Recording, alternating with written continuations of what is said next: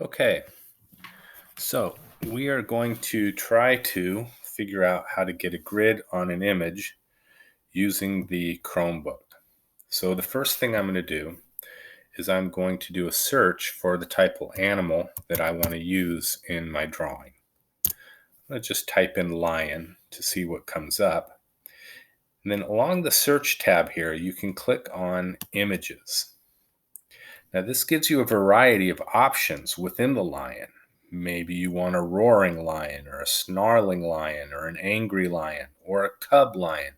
You have a lot of different options here. I'm going to go with a roaring lion. From the roaring lions, I might want to scroll through until I find one that's got the expression that I want to try to mimic within my drawing. So I like, let's go with this one. Now, the way for me to get this image into the editor program is a little different. You need to use two fingers when you hit your mouse pad. So if I put my cursor right over the image that I want and I hit my mouse pad, it opens up this window. I could save the image directly to my computer. I could copy the image, or I can copy the image address. That's the one I want to do. Copy the image address. Now I'm going to come up to the Pxlr program, Pixlr.com.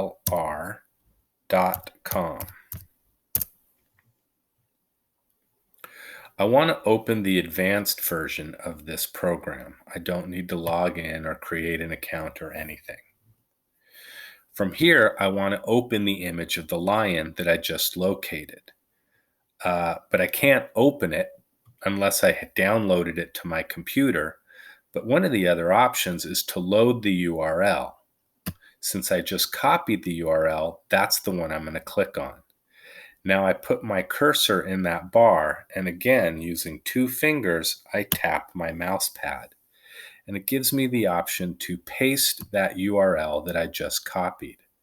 Now I'm going to load that image.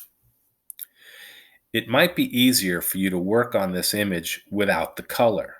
So I'm going to again go to Adjustment, to Hue and Saturation, and I'm going to turn off the saturation so that it is just black and white. This is exactly the same thing we did when you guys were working on your portrait. I also want to adjust maybe the brightness on it. This is a pretty dark image, so I'm going to turn the brightness up a little bit. If you want, like you did with your portrait, you could posterize it too, if you want to. I'm going to leave that up to you. You could posterize it to the level that you feel comfortable drawing. Okay, now I need to get a grid on this image. The important thing about getting the grid, though, is not all the lines, but the fact that the grid is made up of perfect squares. Now, the important part of this project is that the grid has to have a common reference point with the portrait of the human that you're going to be using. The common reference point I used in my example was right between the eye and the bottom of the nose. So if I can create perfect squares, I can recreate a grid on this image.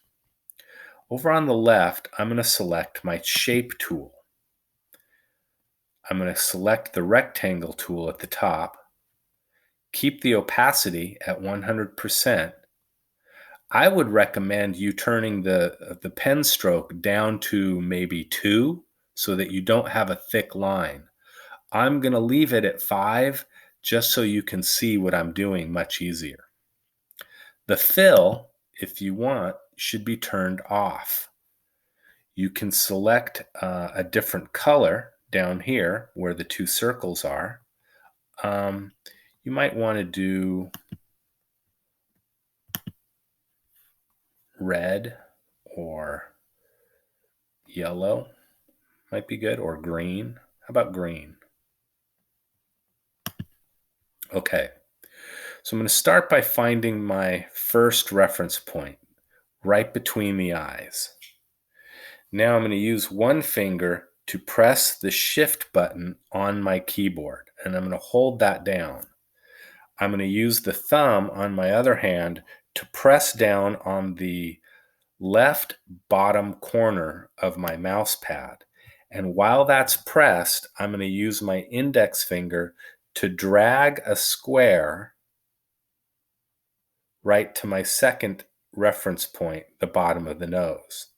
Now I'll let go of with my index finger, let go with my thumb on the mouse pad, and let go of the shift button. Now I've created one perfect square. The idea is, though, that we want a grid over the entire drawing. Now think about which side of the drawing that you want to do. Do you want the left side to be the animal, or do you want the right side to be the animal?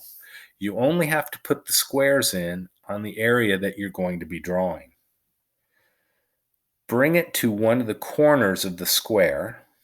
Press the shift key with your index finger. Press the bottom left-hand corner of your mouse pad, and again, drag a perfect square. Once the corners line up, lift your finger, lift your thumb, lift your off the shift key. Okay? Now I continue doing this. Shift, press. Now I'm going to drag it up. Release all my fingers. Another corner, press. I'll drag another square.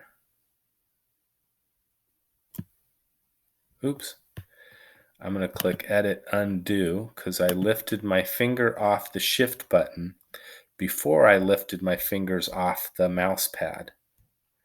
Shift button. Create my perfect square.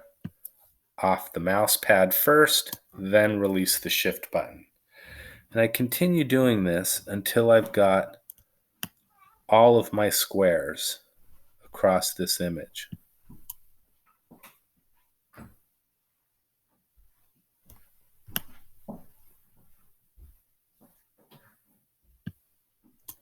Okay. If I'm planning on drawing parts of the left side of this image, I'd want to continue my grid over there. But if I'm not planning on drawing that, I don't need to waste time putting squares over there. So I'm going to leave that up to you. The parts of this image that you're going to be drawing are the parts that you need to put a grid on. Okay? Then I want to save the image, and it will save it high quality, and it will download it to my Chromebook so I can use it anytime I want. Now I'm going to want to go through the same process when I photograph my face for this drawing. You want to try to get your face in a very similar pose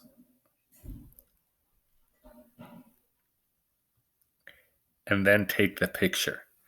And then by drawing squares with common reference points, the features should line up. Okay? All right then.